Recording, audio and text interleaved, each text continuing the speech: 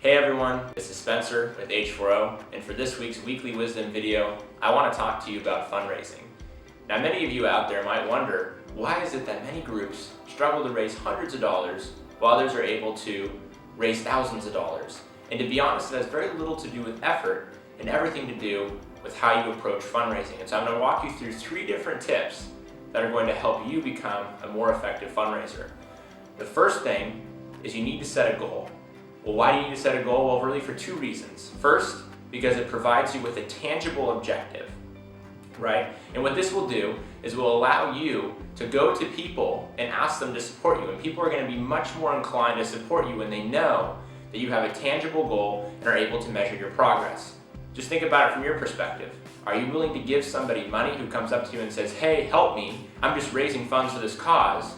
Or are you more likely to support someone who comes up to you and says, hey, I'm raising $1,000 for this cause. I've raised $500 so far. I'm already halfway there. Will you help me get the rest of the way there? Definitely the second one, because we're able to track the progress and already show that we have some progress made. The second tip for being an effective fundraiser is you need to think strategically.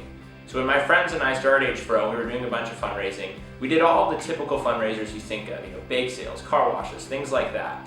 And it was just me and 5 of my closest friends. So can you imagine 6 guys in the kitchen trying to bake all these things, and it was a disaster, it was havoc, and I'm not sure if our mothers have ever forgiven us for the mess we made. But we finally made all these things, and we went to sell it, and we raised like $173.58. Okay, we looked at each other and said, we spent like 8 hours doing this, and we made like $176. This isn't gonna work, this isn't sustainable. And so we thought to ourselves, how can we raise more money in a quicker period of time? We ended up coming up with the idea of giving up our Christmas and holiday gifts. And by doing that, we were able to just simply get on the phone for a couple of hours, call our loved ones and friends, and basically say, hey, would you mind donating $50 instead of giving me a Christmas gift or whatever it might be this year?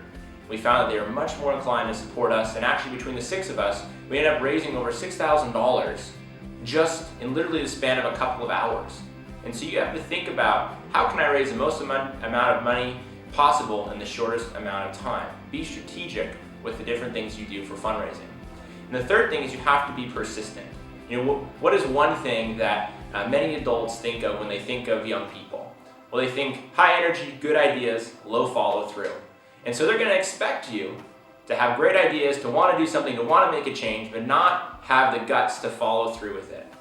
And so, in essence, you have to prove them wrong. You have to show them that no, this isn't just sort of a fad. This isn't something that I'm passionate about today, but I'm going to lose passion in tomorrow. This is something that I'm going to persist with and see to the end. And so if you can show them that, hey, I've been at this for months on months on months, and now I want you to support me, you're going to find that a lot of people are much more inclined to help you reach your goal. With H4O, as we were starting, we were raising money for our first village. After we had been at it for 6 months or whatnot and raised thousands and thousands of dollars, we then were able to go to certain adults in our community who hadn't supported us initially, show them our progress and say, hey, will you help us get the rest of the way? And they were wowed by our persistence, and they were much more inclined than they would have been earlier on to support us, and they helped us reach our goal. So 3 tips, hope you take them to heart, and I hope that they help you in whatever it is that you're doing. For more information about fundraising, I highly recommend you check out our global internship program as we take you through all these different tips and many more. Thanks.